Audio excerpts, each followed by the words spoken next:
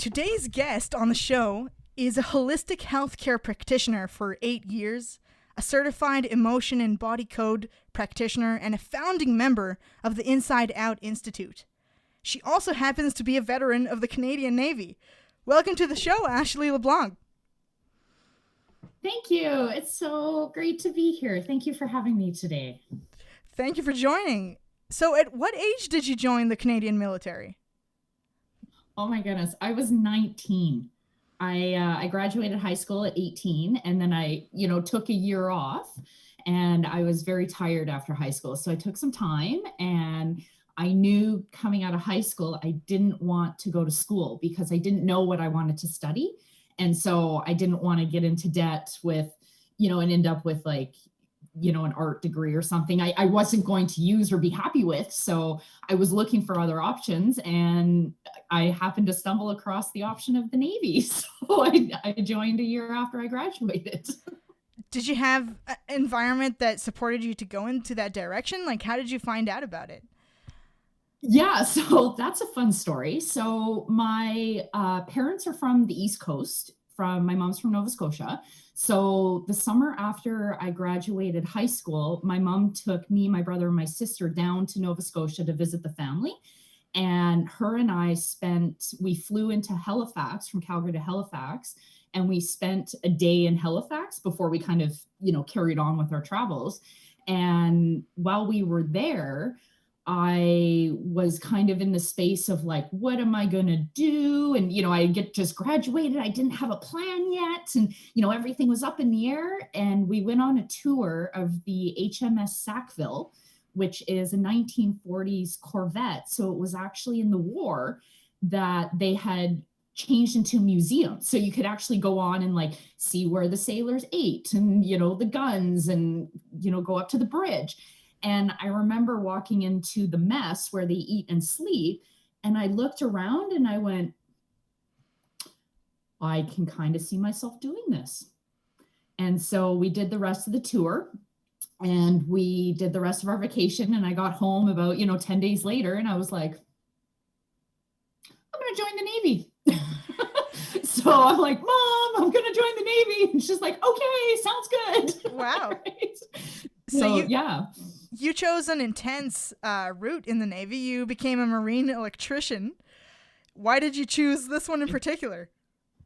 Yeah, that's a really great question. So I went down to the recruiting office, and the way they do it is they have basically what trades are open and available. So I went and looked and was like, oh, this looks interesting, and that looks interesting, and that looks interesting. And when I went home and actually read about them and kind of, talked to my mom about them to get a different point of view, I decided that electrician was the best way to go, because I knew I wasn't going to be in the military longer than 10 years.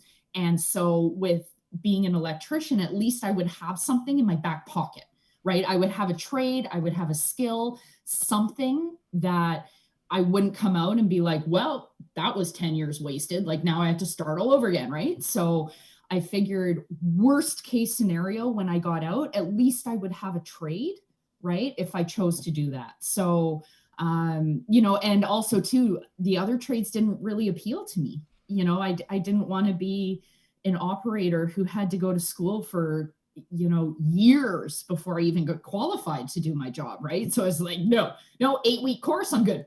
Like, just give me 8-week course, a safety course, I'm good. Let's go. So what are the risks? What are the risks involved in this type of job that you took? I would say risks on every level. Of course, there's the physical safety of being on a ship that's, moving in the ocean and, sleeping as you're rolling 30, 45 degrees. And, there's just you have to eat your food on a plate really fast because it's moving, right? So there's that risk. Also, for me, which I didn't realize until after, there was a risk to my health, right? My mental, my emotional, my spiritual health. And unfortunately, I realized that a little too late. And that's what got me to where I am today. That was kind of the beginning of the journey for me. So I don't regret any of it. Would I do it again? Probably not, hindsight being 2020. But it was, I was the only female at times in the engineering department by myself, right? So, when people go, oh, I work in male dominated, I'm like, yep, I know what that's like. At least you get to go home every night, right? So it was very, one day at a time, and you just kind of like one sale at a time, and you just take everything as it comes. And on the flip side of that, one of the things I loved about the military was no 2 days are the same, right? Sometimes I would wake up and be like, oh, I wonder what's going to happen today. And I would end up going over to an American ship and spending time on an American ship, right? So, like I couldn't have guessed that or seen that coming. And it just kept everything really interesting and fresh and, going because I was doing something different every day. Yeah, so how was it working with the men there? Did you work in a one group all the time, like a 5-person team, or was it a bigger team? Yeah, so the way we would do it, my rank and my job, I was a watchkeeper. So my job was to sit at the electrical control console and make sure that the power that was coming from the generators was being distributed through the ship properly.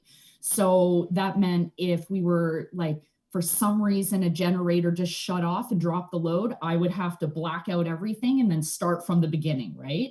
So I was also the first line of defense for electrical needs on the ship. So if like up on the bridge, if they're like, they call down to the machinery control room and say, hey, we have a light out. And they'd be like, okay, Ashley, up on the bridge, they have a light out. And I'd be like, okay, up I go 6 decks, like 10 minutes later, get to the bridge, like, okay, guys, I'm here. What's up? Right.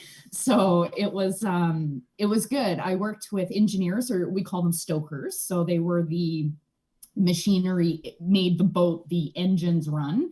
I also worked with the hull techs, which were they're in charge of any building that has to happen on the ship, and the electricians. And, as with everywhere, there's really great, amazing people who are supportive and, take you under their wing and teach you. And then there's the other people who throw a glass of water in your face because you're a female as an electrician.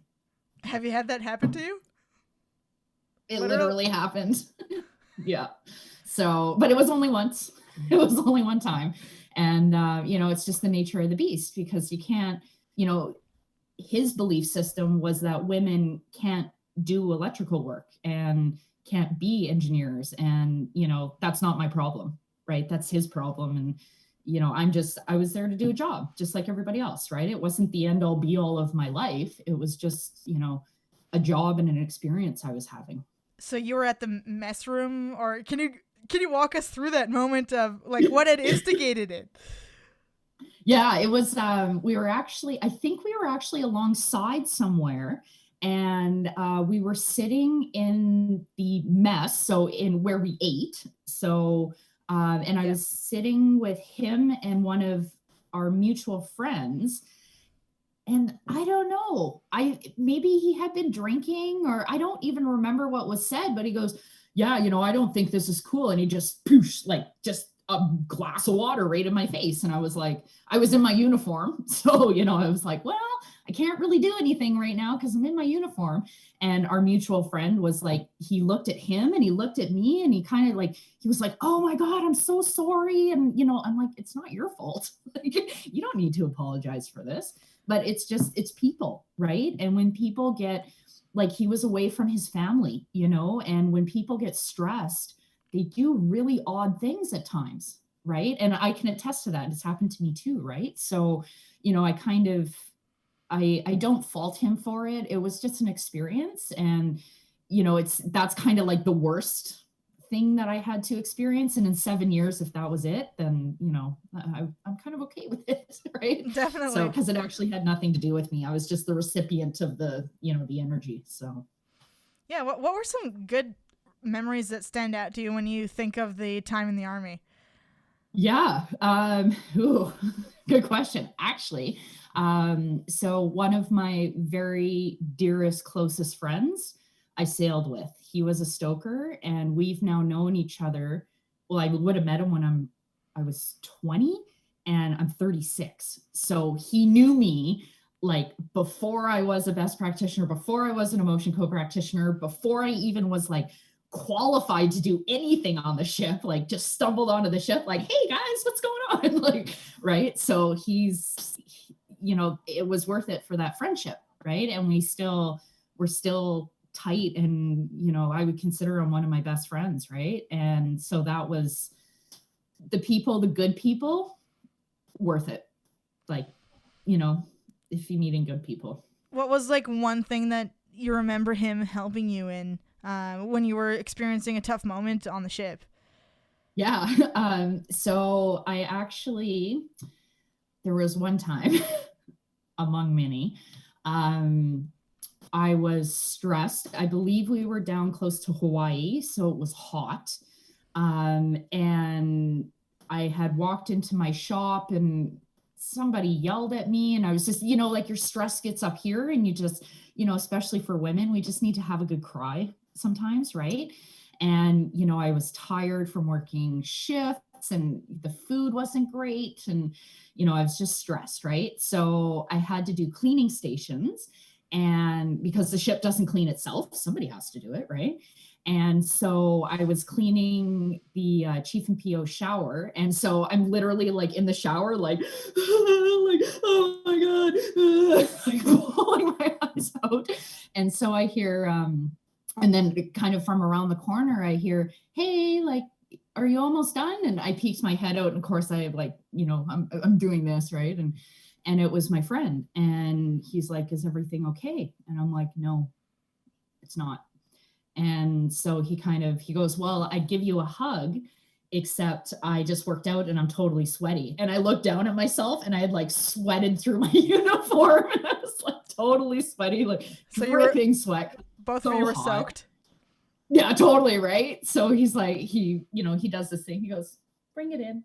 So he gave me a hug, and it was just kindness, kindness and compassion when I was just at a really, really low point. And, I remember that would have been like when I was 22, like 14 years ago. Right. And I still remember going through it, and him just showing up and just being open to some kindness. Right. Because he knew how much, like how I struggled because people didn't treat me equally. Right. How did the officers react to you, or did they look to you the same as the rest of the soldiers? Well, it's hard to say. I can't speak for them, of course. I like to think that the officers saw me equally. I would say it was more like some of the people who were electricians, my fellow workers, and some of the stokers. And, a few, like one of my last sales, we kept having blackouts, and blackouts are really hard on the equipment because there's power and then all of a sudden there's not. So nothing gets shut down properly. So it's really hard on the electronics. So of course the chief electrician was asking questions and getting the techs to try to, like what's going on and what's this and why do we keep blacking out? And it just happened that a lot of them were on my watch. Literally, they were on my watch, right? Mm-hmm. So I could restore power really quickly, but it was a problem. And so what happened was I learned this actually from that friend, like a year after I got out of the military. We were having lunch and he told me all about this. I had no clue at the time. And apparently the chief electrician actually wanted to charge me, like charge me, like put me in jail because of these blackouts. And basically, poop rolls downhill, right? And the stokers, the engineers actually stepped in and said, that's not okay. That's not okay. It's not her fault. It's nothing she's doing or not doing. And so it was really heartwarming to know that someone actually had my back, and I didn't know that was going on. And I only found out after, and I couldn't believe it. I was like, are you serious? Like I could have gone to jail and you guys stepped in and said, that's not okay. Like, thank you. Right. But that's what happens, unfortunately. Right. So do you know even what had happened that it's caused all of those blackouts? Yeah, it turned out it was literally a little black box, we think, in what we call the forward switchboard. So it was up at the forward of the boat, and it was one of the emergency generators and switchboards that we used. And apparently it was this little black box that just kept malfunctioning. The other thing was that the ship that I sailed on, the HMCS Algonquin, was basically built in the 60s. So by the time I got there, like, it was an old ship. So by then, like, short circuits and firing this and fuses blowing, and with electrical, a lot of times you can't find the problem because it's intermittent, or it's in some cable, some like tiny little wire is just frayed somewhere on the ship, like buried underneath everything else, right? So, they just wanted to lay responsibility on somebody, and I was the potential scapegoat, right? And fortunately, the stokers stepped in and said, like, not okay. You got to sort your stuff out. So That's good for them. It shows that you were able to, even despite the differences of you being the only female there, you created friendships there, and they saw the value that you brought on to the ship. What was yeah, and I actually that same conversation with a friend, he actually said that when I had left, because I was posted off and was going on a course, he said at that time I was the best watchkeeper that they had. That when I was on watch, nobody worried about anything, and everybody knew that I could absolutely, whatever emergency or horrendous situation came up, I could handle it. And I was like, oh my God, like, could you have told me that? Like, I didn't know. Right. And it was just so affirming, because I had worked for like years and years. I had worked to be the best practitioner I could be, or sorry, there we go. practitioner I am of electrical. the best practitioner, which we'll get into, but the best watchkeeper that I could be, because if I wasn't going to do the best I could, why would I be there? Right. So it was, it was a testament to, focusing and working hard and learning your trade, and you get the rewards, even if they might come a little bit late. Did you learn the engineering aspects of electrical? Like all the mathematics behind it, or more the physical? More the electrical side of things. So, like hooking up pumps, didn't necessarily know like exactly how the pump worked, but I needed to know about the controller, like the control box and all the, pieces and the fuses and all that stuff. I did learn some because I was in the environment, right? So I would go down to the engine spaces and be like, yeah, so how does this work? And they'd be like, oh, okay, so it comes in here and goes around there and, and this and that. And so it was great because there was a lot of people around who had a lot of knowledge, right? So I'd just be able to pick their brains and, about anything. I remember having a conversation about rugby with one of my coworkers of like, and he was like drawing on a little piece of paper with the X's and zeros. And I'm like, I don't understand. And he's like, that's okay. Right. But it was just, because everybody came from a different background, you could learn about almost anything if you just asked. Right. So it seems that there was a culture of helping each other out overall, and giving and receiving information, and trying to get the team together so that they all work and everybody's doing their job. Would you say that is correct? Yeah. And the thing is when you're on a ship in the middle of the Pacific Ocean and it catches on fire, which it did one time, you have to work together, right? So everybody knows where they are, they know their job, they know what to do. And because there's no one to help, you're on your own, right? So, that one time we did have a fire, we fought it, and we, put it out, and everything was fine. And, it was all fine. And it only was fine because everybody was part of a team and knew what to do. Right. Would you say these type of teamwork aspects, did you take them into your own personal life after you left the Army? I would say recently, yes. But after the military, I became an entrepreneur. right? So I work for myself and I do everything for myself. So, not to say I don't have support, because I absolutely do. It just, yeah, I would say if I need to be a team player, I absolutely can be. So I did gain that skill. So yes, the answer to your question is yes. That's great. Did you see? So tell us a little bit more about like how you became an entrepreneur. You got sick. Was it on the ship, or how did you find out about this illness? Tell us more about that. Yeah, sure. So I got to the ship when I was 20 and basically started sailing. I literally was posted on, I think, April 4th, and we left for a sail on April 7th. So it was very quick, like turnover, adjustment, adaptation. And about a year later, I was noticing when I was coming back from sailing, I was dizzy, but when I sat still. So it wasn't vertigo. It was actually like the opposite of vertigo. So I would often be like, I would start just rocking back and forth, right? And I was noticing I had, a very upset stomach, like an aching in my stomach. I had headaches, just generally like low energy, just like, oh my God, it seems like so much energy to go grocery shopping, So for a 22-year-old female, that's not good, right? Because I couldn't really live my life. So I went to the doctor and I told the doctor this, and she goes, "Oh, it's normal. You're just a young female." I'm like, "What?" She goes, "Oh, whatever." So I'm like, "Okay." So I go back and I'm sailing, and I go back to the doctor and I'm like, "There's something going on." "Oh, you don't eat enough protein." I'm like, I'm pretty sure I eat enough protein, right? So this is like years, like going back to the doctor years. "Oh, you have low iron."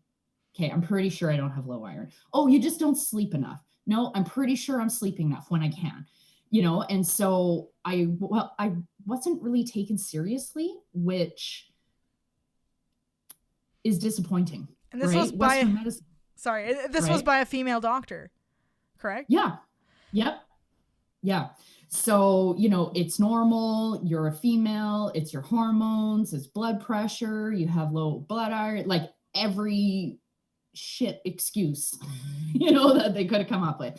So when I was done sailing, I got posted to another course. So I got off the boat and I went to the doctor and I looked her in the eye. I remember I sat down and I looked her in the eye and I went, "This is not normal. Send me to somebody who can help me figure out what is going on. This is not normal. This is not healthy. This is not normal. I don't want to feel like this. What is going on?" So she sent me to a vestibular rehabilitation physiotherapist, and we did some tests. I went for 10 sessions, didn't find a thing. And the physiotherapist was like, "I am so sorry. I don't know." So What kind of tests did they do on you? I don't recall those ones. I don't recall what she did. That was a really long time ago, and I've seen so many specialists. Like, it's crazy. So I started looking for answers, right? And just being really open to what was a possibility and healthy living. Because I was off the ship now, I could reset my circadian rhythm. I was in bed, every night at 10 o'clock. I was like passed out in bed. I, set my alarm. I was sleeping every night. I was eating food that I made, right? Because the ship didn't have great food. It's not great food.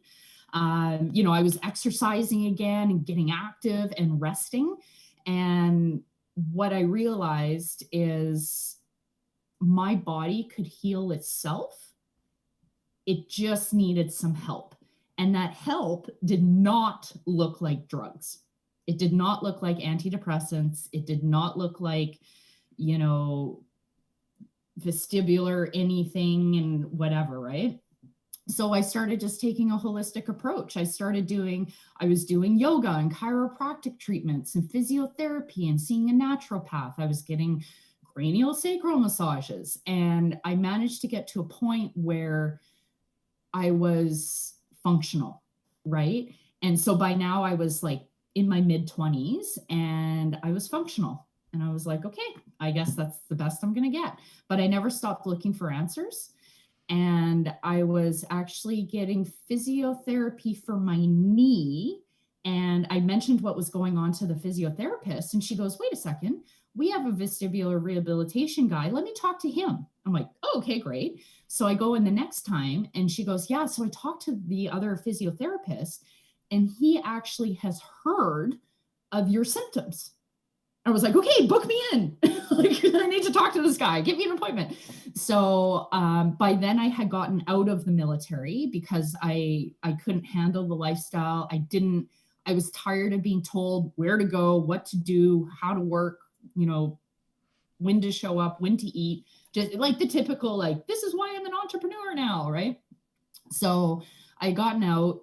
I talked to this physiotherapist, the new vestibular rehabilitation guy, and it was about 2 minutes into the appointment. And I said, these are my symptoms and this is what's going on and this and that. And he goes, okay, so good news. You have a condition called maldisembarkment syndrome. And I was like, oh my God, I know what it is, because knowledge is power, right? If I knew what it was, then I could start, healing or whatever it was, right? And at least I now kind of had a context to work in, right? So he goes, well, that's the good news. The bad news is there's nothing we can do about it. So were you still feeling the symptoms? Like how bad were they? Even after you went out of the Army? Yeah. So when I left the Navy, it would at times take me like 2 hours to get out of bed, 2 or 3 hours, because I would wake up and everything would be tilting and spinning and, like basically like I'm on the ship, right? And I'm just like, ugh, like, right? So it would take me time to get out of bed. I had a very like limited amount of energy. So I was very conscious about what I was doing and who I was around and, making sure that I was able to take rest if I needed it. And, and also if I needed to go to a yoga class or if I needed to go for a massage, just making sure I had the space for that. So it got a little bit better, but I was still just managing it, right? Like nothing had really changed. I just got it to a point where I was able to be a little bit functional. Right. So I actually, after that, so I found out what it was. I was very excited. Then what he did is he sent me to the hospital to get tests done. Oh my God, they were brutal. Like, so they put on these big goggles, right? And then you tip your head over and they pour water into your ear. So they do 2 sets for each ear. So they do cold water and hot water. If you've ever had water poured in your ear, it's really, really uncomfortable. It's really nasty. Yeah. Yeah. It's really gross. Don't do it.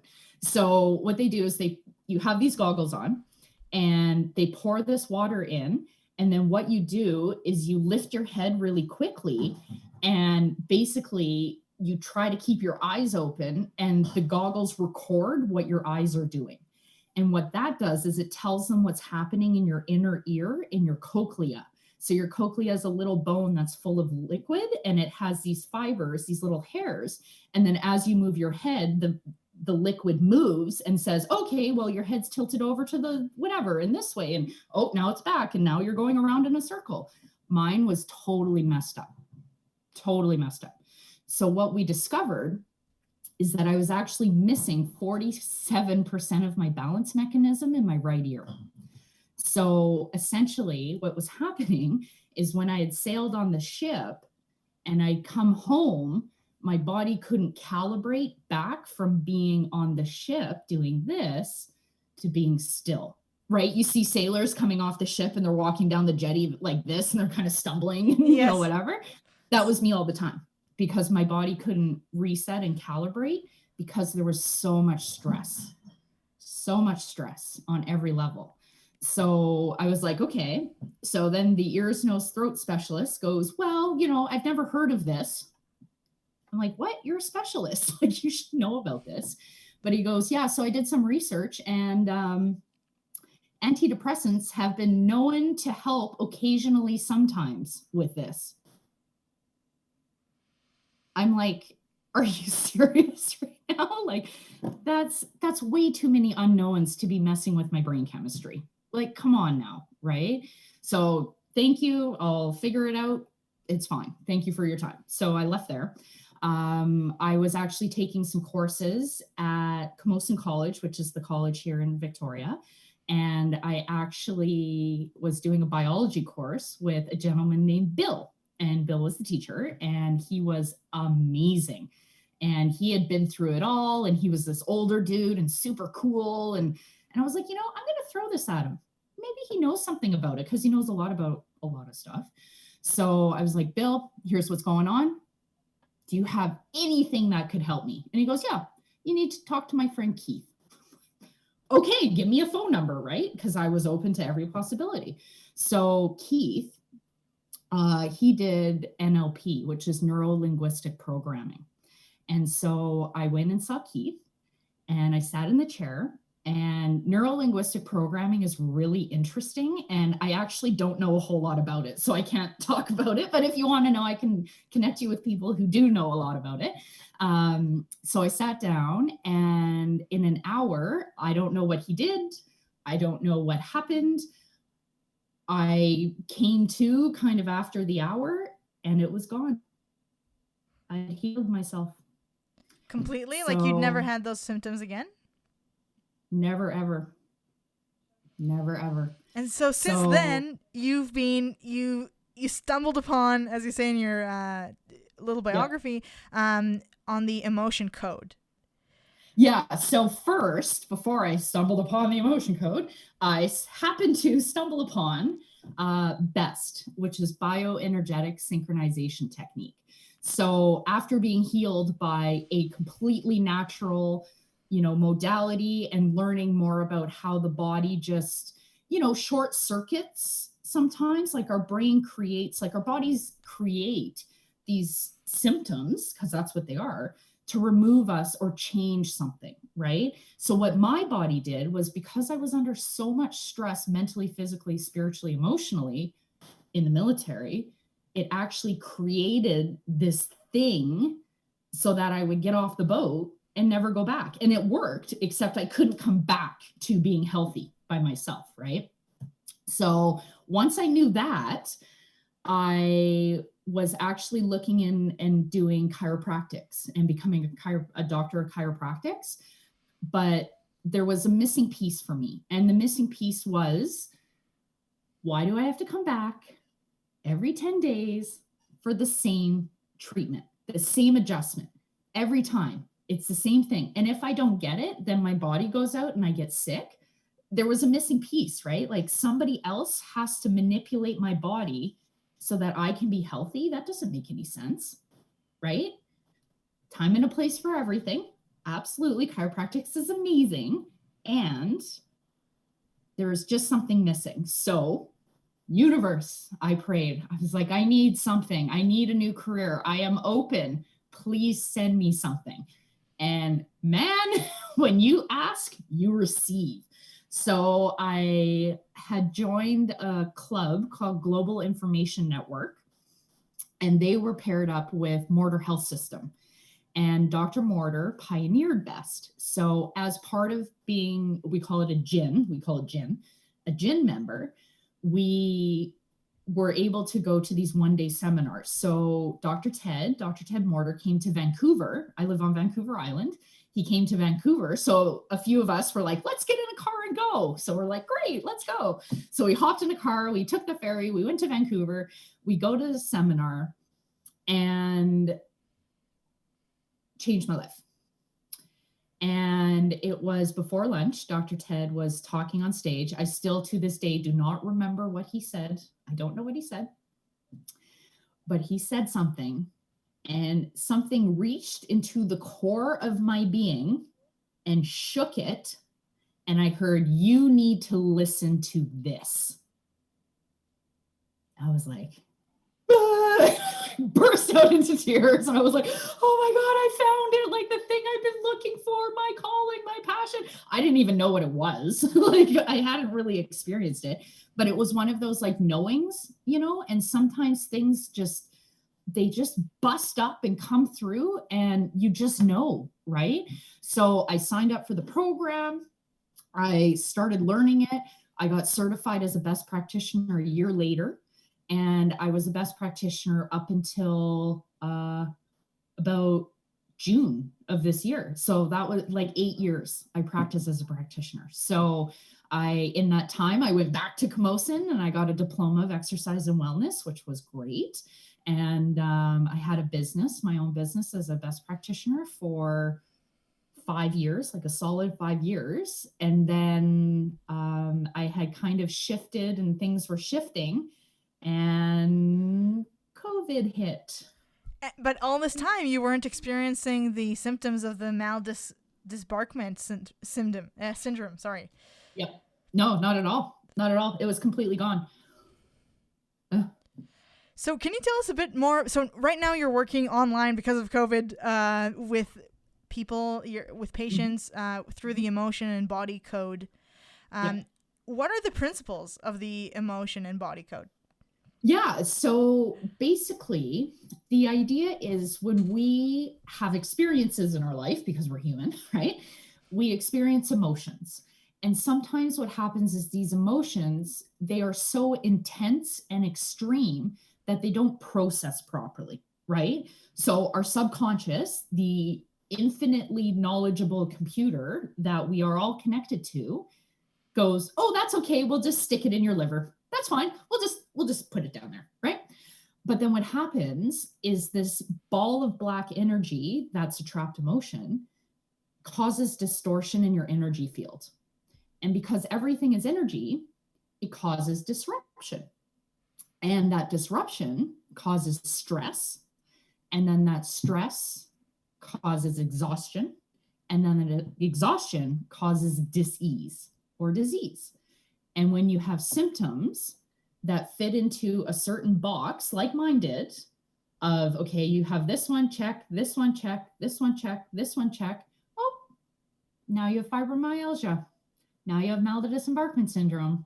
Now you have cancer. Now you have MS. Now you have foot problems. Now you have digestive issues. Now you have IBS. Now you have a heart attack, right? So what happens is if we don't release these trapped emotions and trauma from our bodies, we're causing stress. And then in addition to all of that, it stops us from stepping into our higher selves, which means that we can't create what we want in our lives, right? So that looks like being broke, right? I don't have any money. I can't do that. I'm living paycheck to paycheck. I struggle. I can't afford food, right? It looks like garbage relationships, people that step all over you and push you around and boss you this and, abuse you, right? It's not okay. You don't have to be in an abusive relationship, right?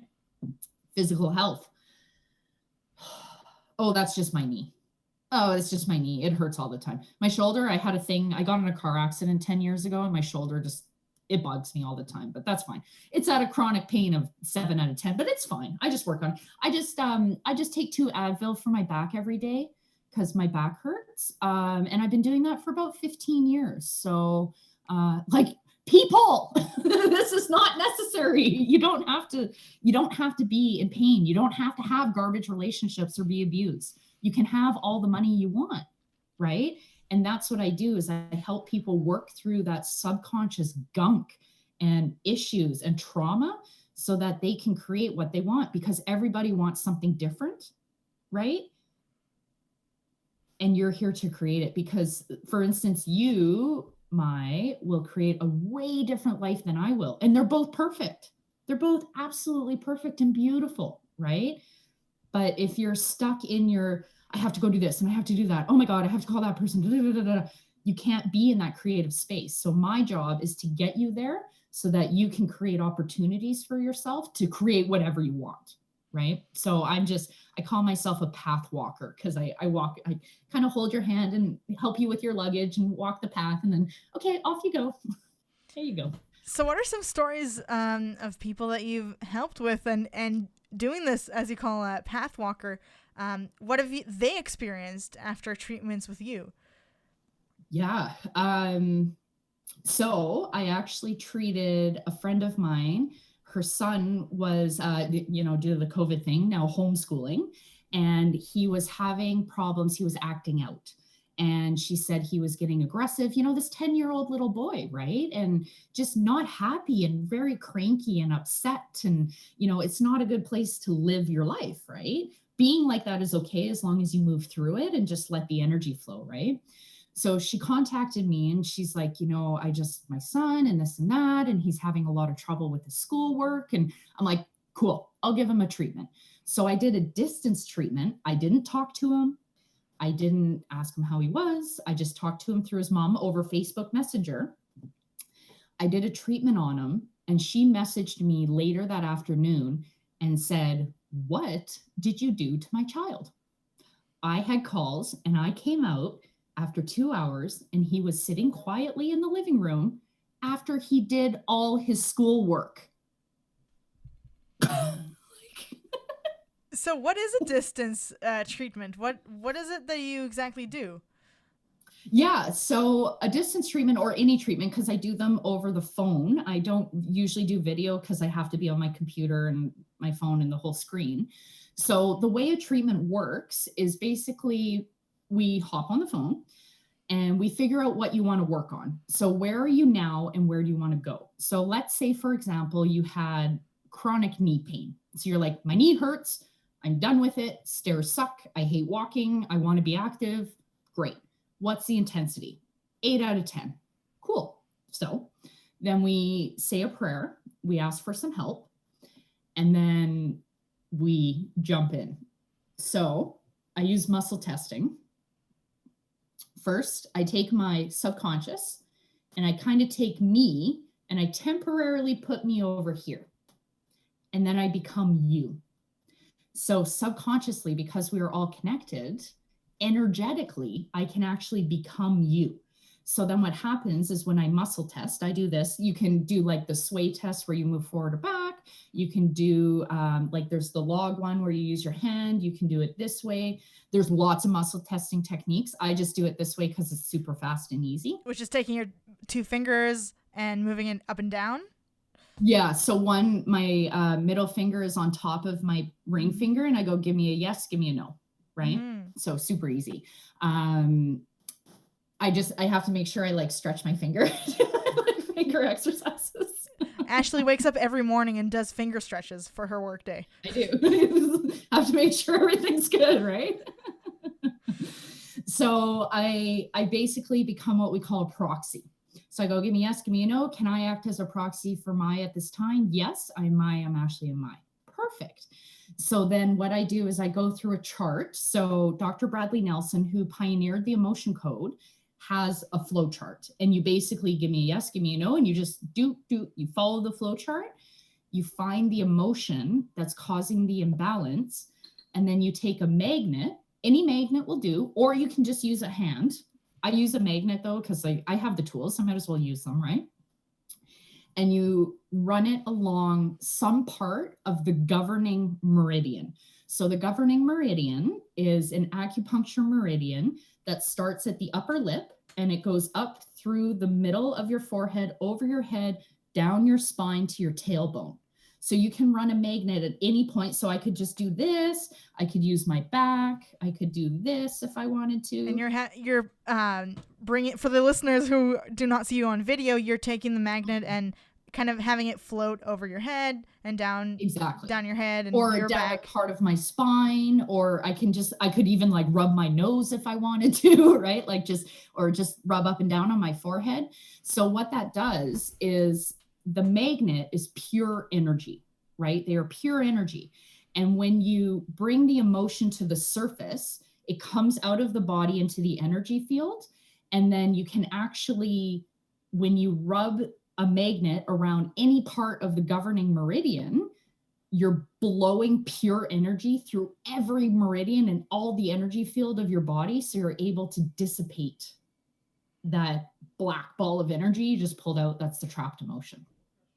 So you throw it out of the energy field is what you're saying? You dissipate it or release it. Mm-hmm. So there's this session that I want you to do, a live session that you had with one of your patients who is also a coach of yours, which I wanted you to Yes. expand on that as well, the coach and practitioners and the Inside Out Institute that you're part of and how that works. But you were asking him what are his ailments, and then you saw that he has a misalignment in his sternum, and then you breathed in, breathed out, you felt that it was realigned, and then he breathed in, breathed out and said, it's realigned, I feel great. Could you, for the casual observer, it's like, we don't understand what's going on here. Can you give us more details? How does it work, as well as the coach and practitioner thing? Yeah, for sure. So the way that it works is everything is energy, right? So if you think about it, like this book is made out of energy. It's just put together a certain way so that it looks like a book, right? There's words and it's a hardcover, right? Your body is the same way. If you were to take a bone and put it under a microscope and turn the microscope up so it magnifies,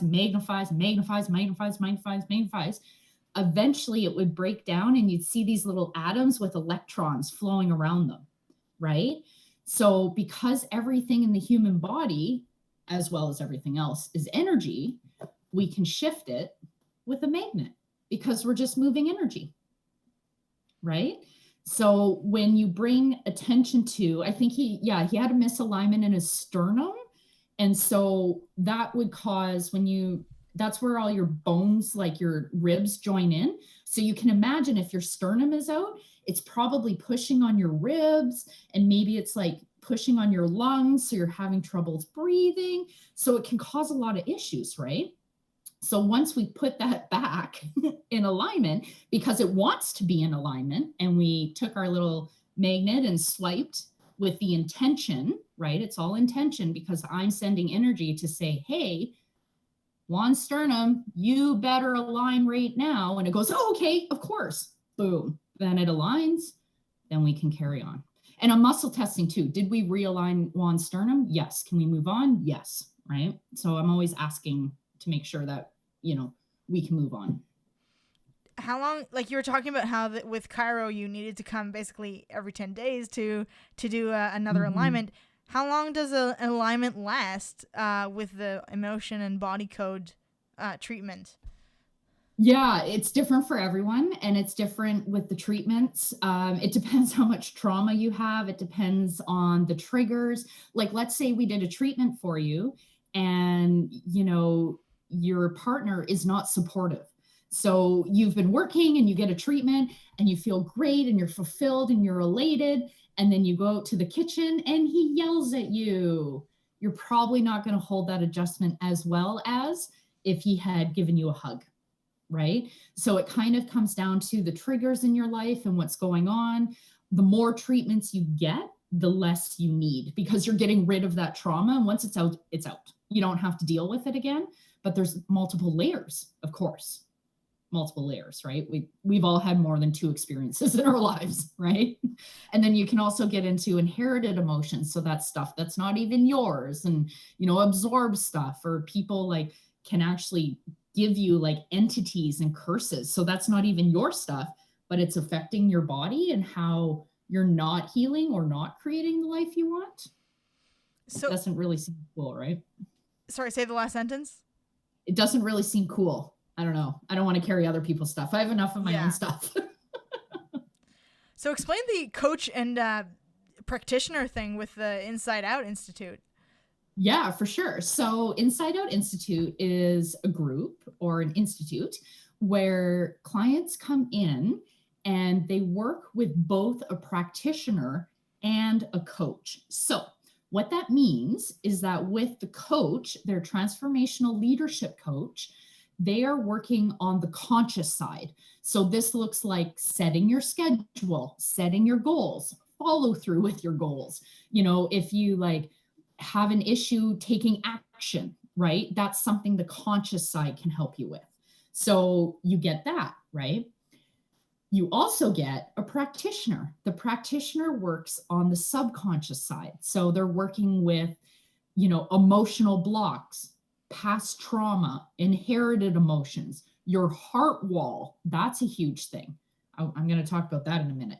So you have your heart wall. So they're working with the subconscious, because the reality is, if you're working with just a coach, you can only get 50% there. Right? Tony Robbins, amazing. He is incredible. He has helped tens of thousands of people create things they want in their life. He can only get you 50% there, right? Cool. Practitioner, you can get all the subconscious work done, and you can get all the trauma removed, and you can get, everything aligned, and all your subconscious, and you're vibrating all love and abundance. But if you don't do anything with it, you're kind of missing the point, right? You can't just sit on your couch and, oh, I am a millionaire. Oh, I am a millionaire, right? So you have to take action. So by taking the coach and the practitioner, teaming them up to help a client, you're thereby working 100%, and we're able to create a lot of, whatever you want, with a lot of ease and flow. Right? So instead of struggling and slogging and pushing and making things happen and, whatever, you're actually in flow and being creative, so you can create what you want in your life. So what's another story you can share with us? A quick one, because we've got only a few more minutes left, of somebody who has experienced the treatments and gained something from it. Yeah. I have a client who deals with, she has fibromyalgia, and she deals with a lot of frustration. So when she wakes up in the morning, often she's in a lot of pain. If she's slept even, she's in a lot of pain. She doesn't feel good. It takes her a while to get going. She doesn't necessarily love the work that she does anymore. She did, but it's just like she's ready to retire. It's been a while, right? So I've been working with her, and her pain level of fibromyalgia has gone from a 9 out of 10 down to a consistent 4. So she's been able to actually be creative, and she loves doing those sewing things where you make the blankets and stuff, and the quilts. Yeah, but they're smaller. You can hang them on the wall. And so anyway, she loves doing it. So she's actually been able to create space in her life to do that. And she's also gained clarity and has taken steps to essentially sell her business. So when I met her, she was in it, and she was pain and not really sleeping. And now we've had a few treatments, and she sleeps better. She's less frustrated. And if she does become frustrated, because it happens, she's able to come out of it faster. So it used to be days, now it's hours, right? So imagine being really frustrated, and then all of a sudden it's okay, I can carry on with my day. That's awesome, right? Because now you're not stuck in it. It just moved through you, right? So I would call her one of my successes. Yes, and it's doing the quilting work and sewing and all that requires a lot of hand movements that are very intricate, and not intricate, but they require concentration, which pain can really put a lot of pressure on you that you won't be able to concentrate on that. So it sounds like you've helped this woman to have less pain. Yes. And to have more energy. More energy. Yeah. What are some of the things that because you came from the Navy and kind of jumped into this whole other ball of wax, which is the energy work. What were some of the things that actually helped you from the military in your energy work? Yeah. The military really helped me become clear about what I didn't want. I didn't want to have a boss. I didn't want people telling me what to do and where to be and how to dress. And, the military, you're institutionalized. So you end up thinking like everybody else is thinking. That's not what I wanted. I am I've come to realize through many, many treatments myself that I am much more creative than that. And I realized that I didn't want to follow people who were leaders. I say the term loosely because they weren't. They weren't leaders. So I learned, I saw what they did and I went, oh, okay, well, I won't do that. Right? Like I'm going to do the opposite of that because that is not being a leader. I realized I want to make my own schedule, which is one of the reasons I love being an entrepreneur. I get to take on as many clients as I like or as many as I don't want to. I get to take, I personally like taking my downtime so I can recharge and, to be fully present and helpful for my clients, to be of service. And, I love that I can take extra long weekends, and I used to say that, when I was a best practitioner that I used to wire boats and now I rewire brains. So it's kind of the same, but like not really. One thing I can say that you were listing some things of like how you didn't want to be, like you saw what you didn't want to be. But on the other hand, being an entrepreneur requires a lot of discipline, and people who are not used to working hard, who are not used to actually, working many hours and putting the work in, no matter where you are, then they're not going to be successful entrepreneurs. So I would say that one thing for sure that you gained from the Army and the Navy is that you gained that sense of discipline, which perhaps many young people are not getting nowadays. Also because there's less of a culture of doing chores in the house, less of a culture of, helping out in the house as there was, say, 50 years ago, in kids. And so that is one thing I would have to point out. But it's true that it seems like with what you've taken now, it's a very rare thing what you've created, and the path that you've taken. I would say probably I don't know of another woman who's done that, who's gone from the Navy to doing energy work. And probably not many men do it as well. So you have taken a very unique path, and you're very passionate to help people and get them out of their pain, and you are investing your life in it, and it really shines through that you really care about your whole process and the fact that you passed through all of that pain, physically, emotionally. It also kind of taught you the hard way of what you wanted in your life, as you said before, and that you were there, like when you're dealing with clients and they're having that pain, you know how they felt or how they're feeling. Yeah, exactly. And I think if you talk to any practitioner who is fully committed to being of service, they have experienced some very serious mental, emotional, spiritual, physical problems, right? Whether it was, abuse, sexual abuse, whether it was, just they were really ill. Like when my clients tell me, like, I can't get out of bed in the morning. I'm like, yeah, I know how that feels. I know it sucks. So let's do a treatment. Like, let's get you out of bed, right? Thank you, Ashley LeBlanc, very much for joining Changemakers Without Borders. It was a pleasure to have you and to hear your journey.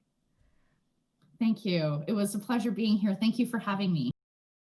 Thank you for listening to Changemakers Without Borders. I'm your host and producer, Mike Cooper, where I bring inspirational and educational content from leaders currently in society making differences as we speak, as well as about history's leaders and what we can learn from both their mistakes and their triumphs. I hope you join the growing community of changemakers. Write to my email, changemakerswithoutborders@gmail.com, for any comments or questions, or even if you'd like to be on the show, and subscribe for more content. Thank you very much.